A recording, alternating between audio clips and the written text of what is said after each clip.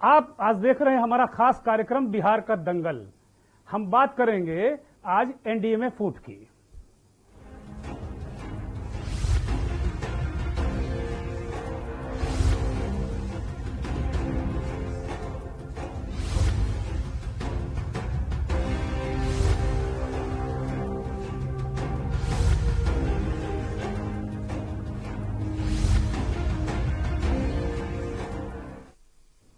बिहार विधानसभा के चुनावों की तारीखों का ऐलान हो चुका है, लेकिन एनडीए के घटक दलों के बीच सीटों के बंटवारा अब तक फाइनल नहीं हुआ है। लोक जनशक्ति पार्टी ने सीट बंटवारे को लेकर लगातार दबाव बना रही है, लेकिन उसे कामयाबी नहीं मिलती नजर आ रही है।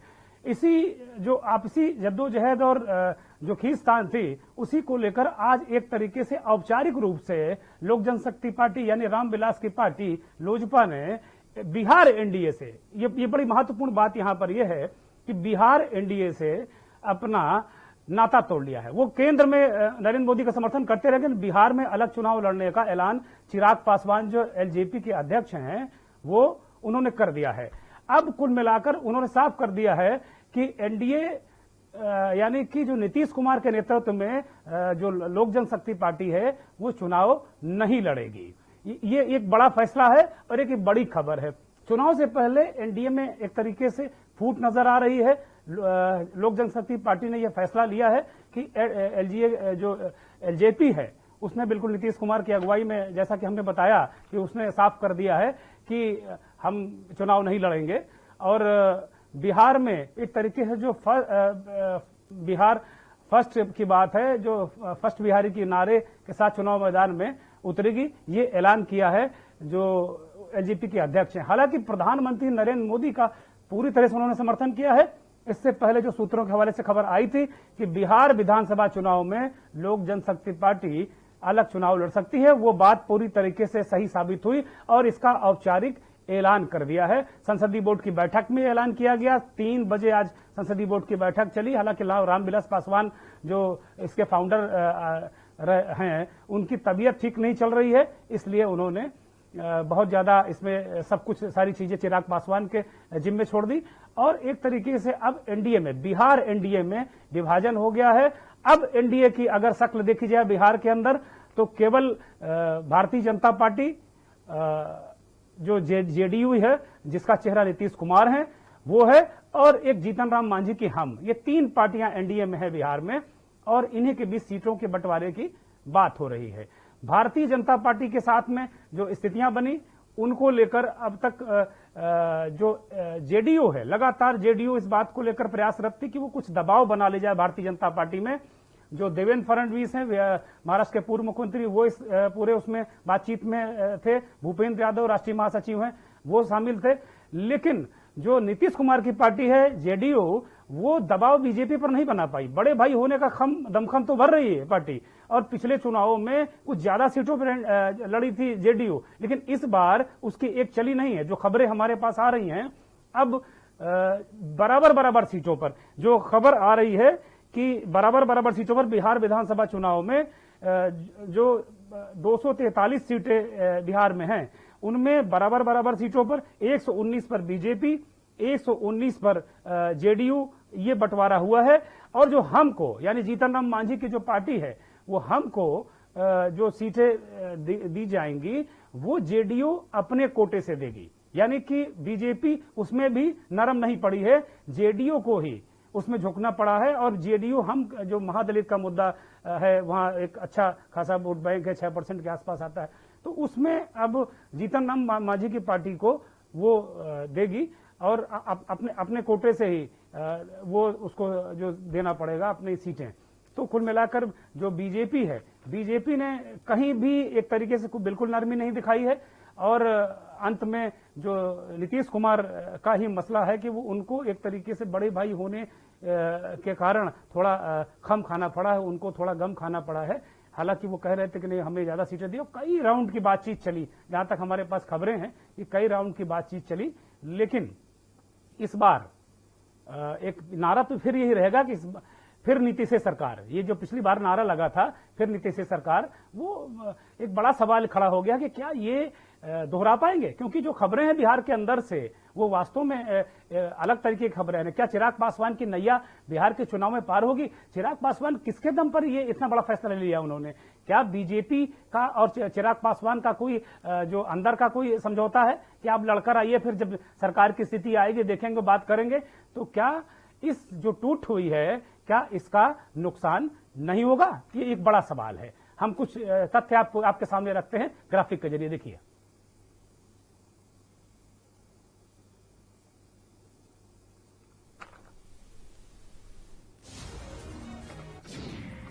एनडीए में फूट की बात हो रही है, ये तस्वीरें सामने हैं।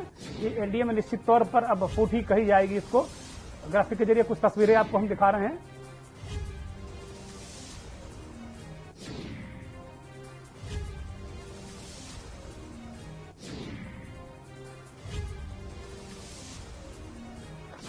इन तमाम बिल्कुल ठीक है, इन तमाम मुद्दों पर आज हमारे साथ बातचीत करने के लिए पटना से वरिष्ठ पत्रकार मनोज कुमार जी जुड़ गए हैं। मनोज जी बहुत वरिष्ठ पत्रकार हैं और बिहार की राजनीति को बहुत अच्छी तरह से समझते हैं और वो जानते हैं कि बिहार, वास्तव में बिहार को दिल्ली में बैठकर नहीं समझा जा सकता है। बिहार को यूपी में बैठकर ही यूपी के आसपास तो समझा जा सकता है, लेकिन दिल्ली वाले लोग जो बातें करते हैं बिहार को लेकर, वो वास्तव में जमीन में कहीं, जहां तक मैं जानता हूं, जमीन पर वो शायद 10-20%, 30% खरी उतर जाएं और या तुक्का लग जाए, वो बात अलग है।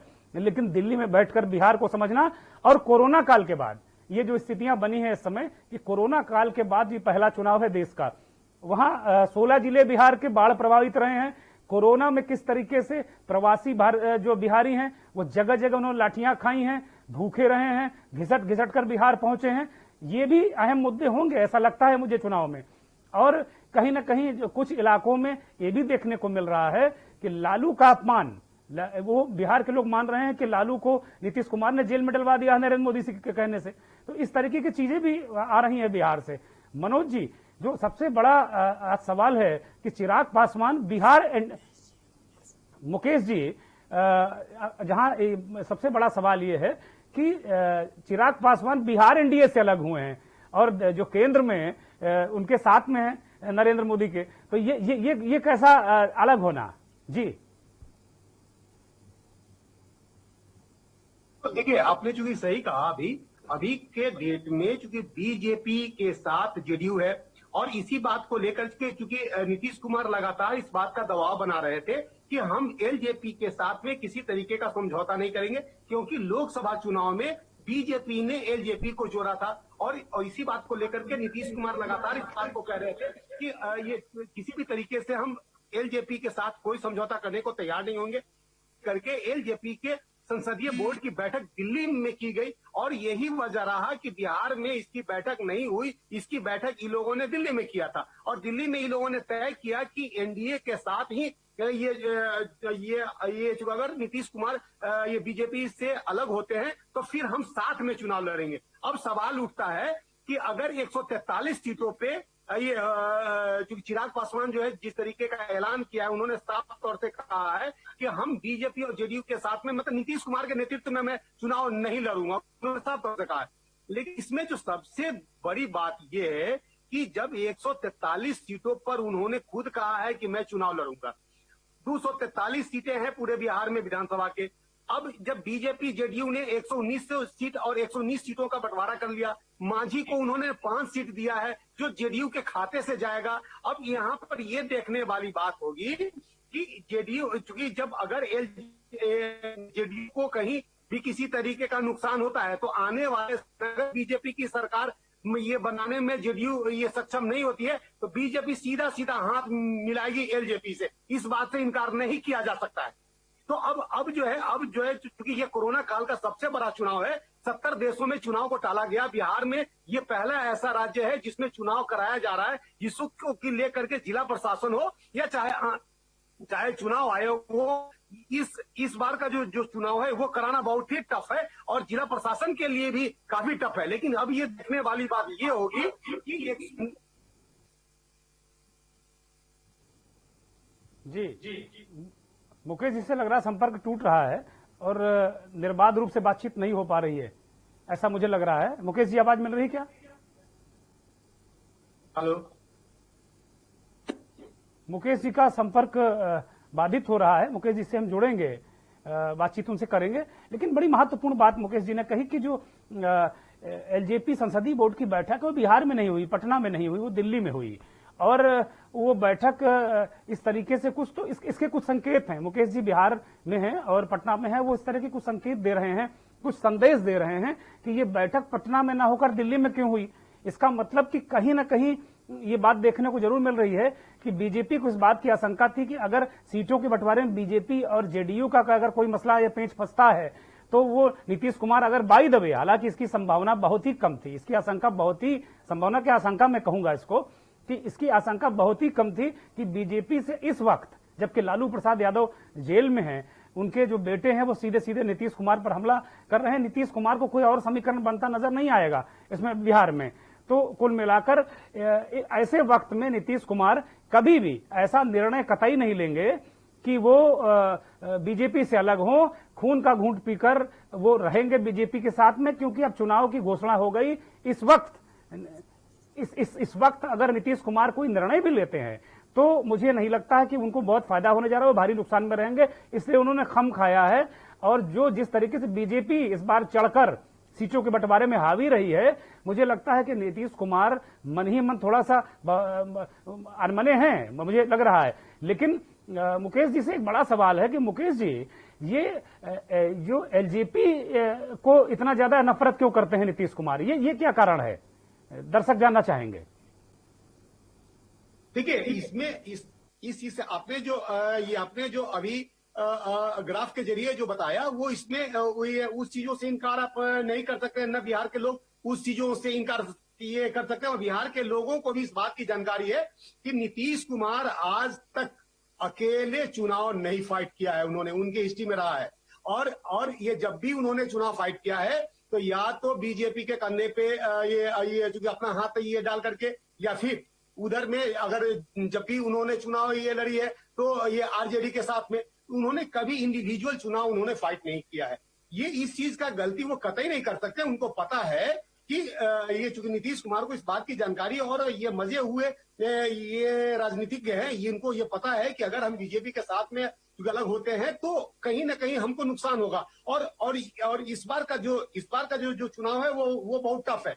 अब समझ लीजिए कि अगर आप चुनाव में जब आप ये मतदान केंद्र पे जाएंगे, उसके लिए इतनी बड़ी प्रक्रिया है कि उसमें लोग निकल नहीं पाएंगे। लोगों को दिक्कतें क्या होंगी कि जब आप जाएंगे तो मास्क लेकर जाएंगे, सैनिटाइजर लेकर के जाएंगे, लोगों से दूरी बनाएंगे, तब जाकर के चुनाव फाइट करेंगे। और उसमें भी कई प्रक्रिया है, चूंकि चुनाव ये मतदान केंद्र तक जाने में आप माथापच्ची करने पड़ेंगे। तो जाहिर सी बात है कि इस बार वो चुनाव आयोग के लिए भी काफी टफ है। लेकिन इस बार जो है मुकेश जी एक जो हमारी बात वहीं रह गई, जो सबसे बड़ा सवाल ये है कि नफरत की वजह क्या है नीतीश कुमार और पासवान के बीच। चिराग पासवान हो चाहे उनके पिता रामविलास पासवान हो, क्यों वो नहीं चाहते थे कि भाई गठबंधन में ज्यादा तवज्जो उनको ना दी जाए, चिराग पासवान को? क्या वजह है इसकी?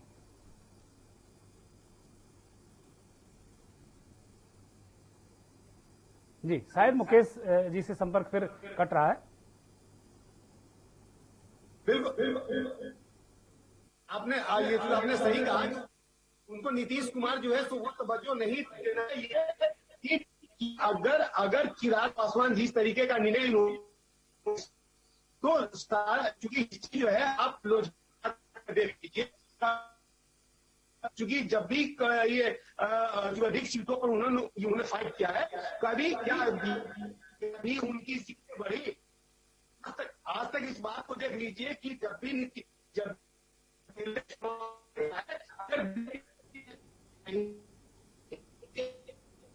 मुझे लगता है सहयोगियों से मैं कहूंगा कि मुकेश जी को फोन पर जोड़ लिया जाए, ज्यादा बेहतर होगा। और हम लोग चर्चा करेंगे, चर्चा जारी रहेगी, लेकिन मुकेश जी को अगर फोन पर जोड़ लेंगे तो और क्योंकि मुझे लगता है कि नेटवर्क जिस तरीके से वहां बिहार जिस तरीके से बाढ़ और तमाम कष्टों को झेल रहा है, उसमें नेटवर्क भी कुछ साथ नहीं दे रहा है। एक ब्रेक के लिए रुकते हैं, लौटेंगे तो चर्चा हमारी बिहार पर भी रहेगी और नीतीश कुमार पर ही रहेगी।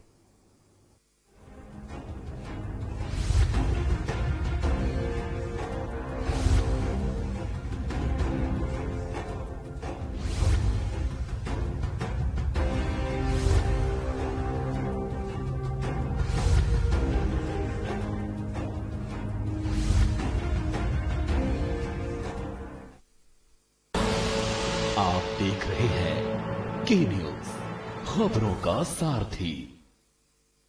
खुदी को आजमाया है तो ये अंदाज आया है, खुदी को आजमाया है तो ये अंदाज आया है।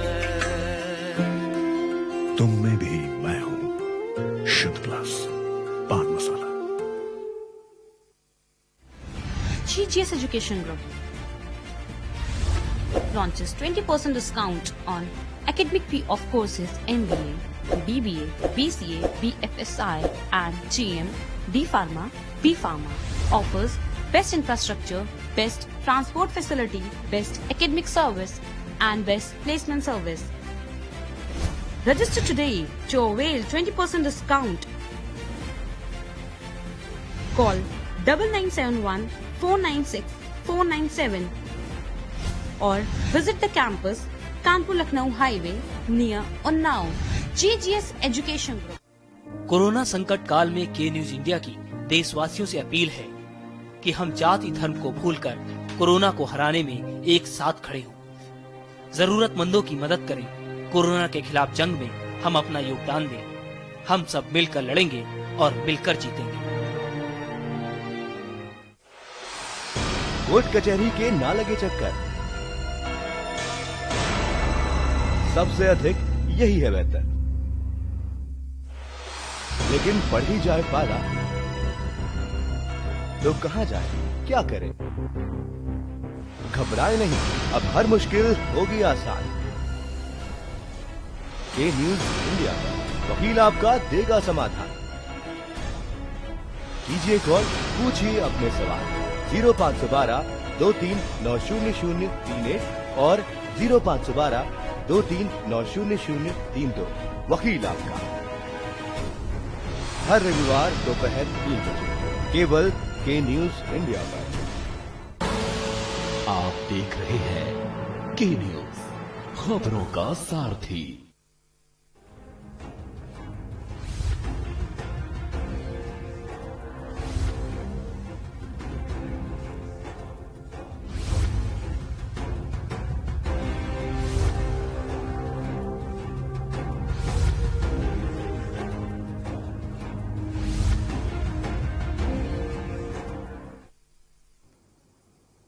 हम ब्रेक से वापस आ गए हैं और चर्चा हमारी हो रही है पटना में वरिष्ठ पत्रकार मुकेश कुमार जी से कि एनडीए में वास्तव में फूट हो गई है। और ये खबर दिन भर आज लोगों ने चलाई कि क्या चिराग पासवान लड़ेंगे, नहीं लड़ेंगे, कैसे लड़ेंगे, क्या प्रारूप होगा, बीजेपी के और जो जेडीयू का गठबंधन है उसके साथ लड़ेंगे। लेकिन शाम होते होते संसदीय बोर्ड की बैठक जब खत्म हुई तो ये तय हो गया कि उन्होंने बिहार एनडीए से, मैं बिहार एनडीए बार बार इस बात को कह रहा हूं कि चिराग पासवान ने कहा बिहार एनडीए से वो नाता तोड़ रहे हैं, यानी नीतीश कुमार के साथ में किसी भी दशा में वो चुनाव लड़ने को तैयार नहीं है। मुकेश जी से हमने सवाल किया था कि ऐसी कौन सी नफरत है चिराग पासवान को, वो मुकेश जी ने बताया लेकिन दर्शकों तक बात नहीं पहुंच पाई। हमारा दोबारा ही सवाल होगा मुकेश जी से कि ऐसी क्या नफरत है कि वो नीतीश कुमार के नेतृत्व में चुनाव नहीं लड़ना चाहते।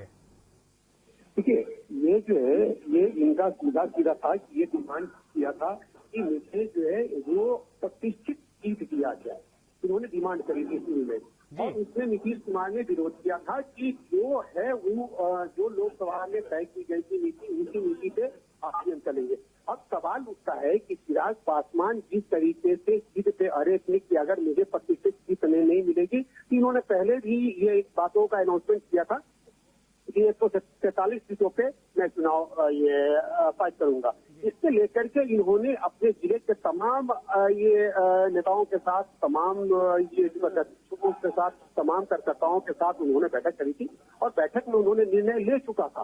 उन्होंने पहले ही निर्णय कर चुके थे कि 143 सीटों पर मैं चुनाव फाइट करूंगा अगर मेरी बात नहीं बनती है तो। जिस तरीके से देखिए क्या है कि ये राजनीति का कहीं कोई जात नहीं है। सबसे बड़ी बात है, जिसमें सबसे बड़ी विडंबना ये है कि इनकी कहीं कोई जात नहीं, एकमात्र दूसरी जात है, जिसको कि ले करके अब जब नीतीश कुमार के जब तक साथ में थे चिराग पासवान, तो उनका सुर बदला हुआ था और में सुर ये मिल रहे थे कि नीतीश कुमार से बेहतर कोई मुख्यमंत्री नहीं होगा। अब ये कह रहे हैं कि नहीं, नीतीश कुमार से ये गंदा कोई आदमी नहीं, ये आदमी नहीं है। तो राजनीति की कहीं कोई परिभाषा ही नहीं है। राजनीति की एकमात्र परिभाषा है इनको कुर्सी की लालच। अब देखिए मुकेश सहनी को देखिए, मुकेश सहनी को देखिए कि वो कल तक गाना गा रहे थे, कांग्रेस कर रहे थे, लालू कर रहे थे और अचानक प्रेस कॉन्फ्रेंस में विरोध कर दिए, खड़े होकर कह दिए कि भाई ये तो हमारे पीठ में छुरा भोंक दिए हैं तेजस्वी यादव। तो अजीब है, राजनीति आप बिल्कुल ठीक कर रहे हैं, अजीब है और विडंबना भी है कि जनता किस पर भरोसा करे। कल तक उसी व्यक्ति को आप बहुत अच्छा बता रहे थे, आज कह रहे हैं उससे खराब व्यक्ति क्यों नहीं। भाई कौन सी बात ये हो गई है। बिहार की बात अगर हम कर रहे हैं मुकेश जी, तो वहां अगर ये चिराग पासवान 143 सीटों पर अकेले लड़ते हैं तो क्या इनकी स्थिति होगी, क्या गति, बल्कि स्थिति नहीं हम ये कहेंगे इनकी क्या गति होगी। देखिए अगर इस बार जिस तरीके से विधानसभा चुनाव में चिराग पासवान के साथ ये जो 143 सीटों पर चुनाव करने का उन्होंने फाइट कर दिया और उसमें अगर कहीं भी अगर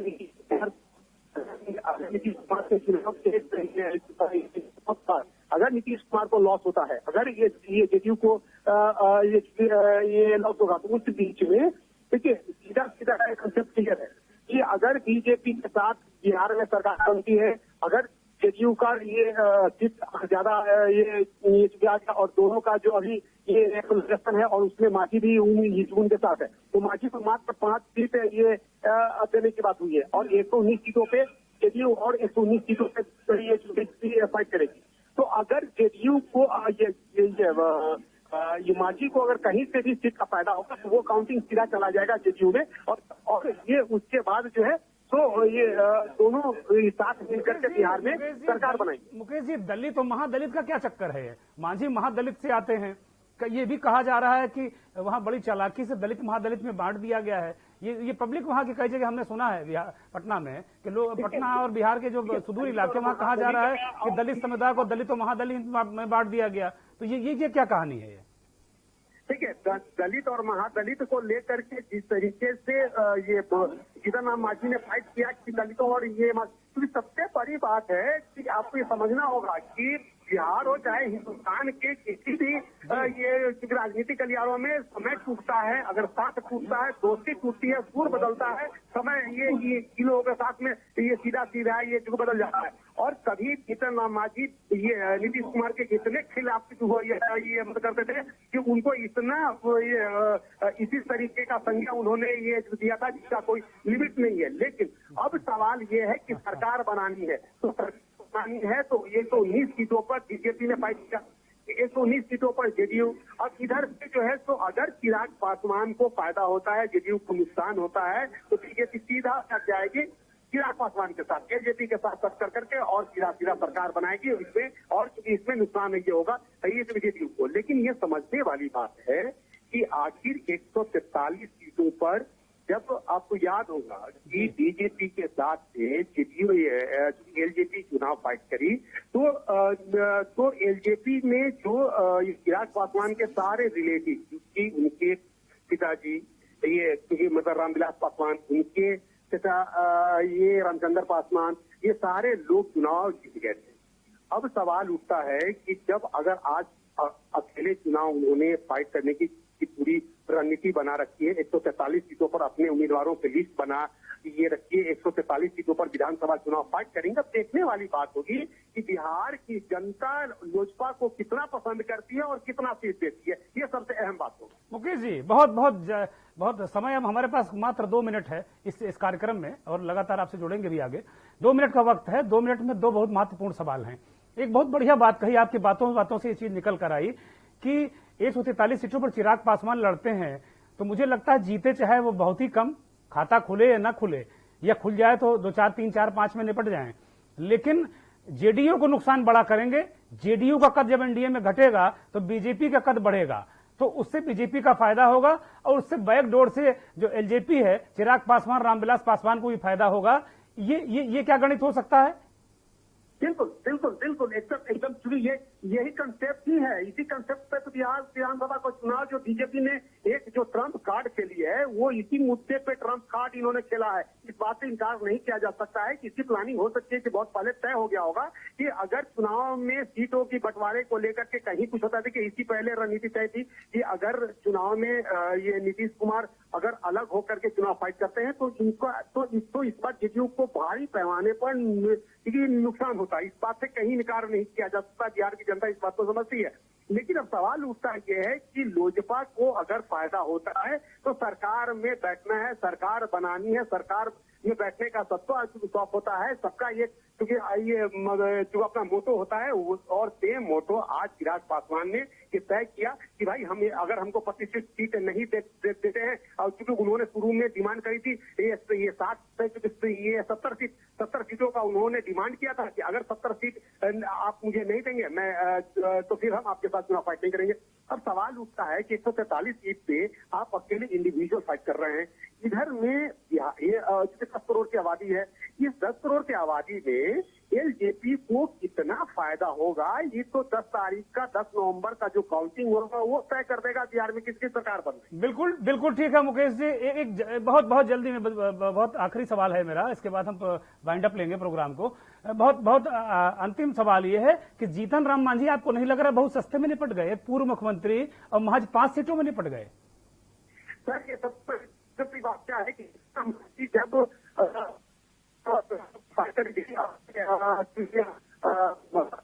गया का जो मामले ये है उन्होंने ये सीट नहीं बचा पाए थे। अब सवाल उठता है कि जब बिहार के मुख्यमंत्री रह चुके हैं और वहां से वो फाइट कर रहे हैं, इमामगंज से वो फाइट कर रहे हैं, वहां अपनी सीट नहीं बचा पा रहे हैं तो 5 सीट पे नहीं वो मानेंगे तो फिर उनको 50 सीट कौन देगा? ठीक बात है। बहुत धन्यवाद मुकेश जी, बहुत शुक्रिया। आपसे बहुत महत्वपूर्ण बातें हुई। बिहार की राजनीति का हमने मर्म जानने की कोशिश की। पटना से हमारे वरिष्ठ सहयोगी मुकेश कुमार जी जुड़े थे। मुकेश जी से हमने जाना कि क्या बिहार की राजनीति का मर्म क्या है। उन्होंने कहा कि जीतन राम मांझी को 5 सीट मिली तो कोई गलत नहीं मिला है, क्योंकि उनकी राजनीतिक हैसियत है नहीं, वो अपना भी चुनाव हार जाते हैं जहां से लड़ते हैं। और एक बहुत महत्वपूर्ण बात मुकेश जी ने बताई कि जो चिराग पासवान जो 143 सीटों पर लड़ रहे हैं, इसमें कहीं ना कहीं बीजेपी का माइंड गेम है। ये माइंड गेम है बिहार के चुनाव में, बिहार के दंगल में। हम आगे भी आपको बताएंगे कौन कौन माइंड गेम खेल रहा है। नमस्कार, देखते रहिए के न्यूज।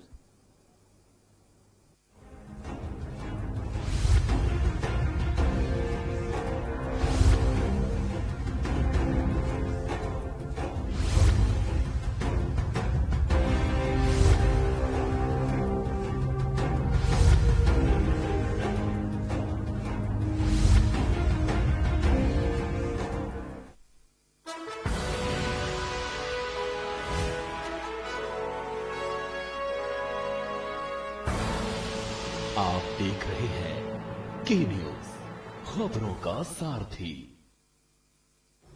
नमस्कार। हम सब दो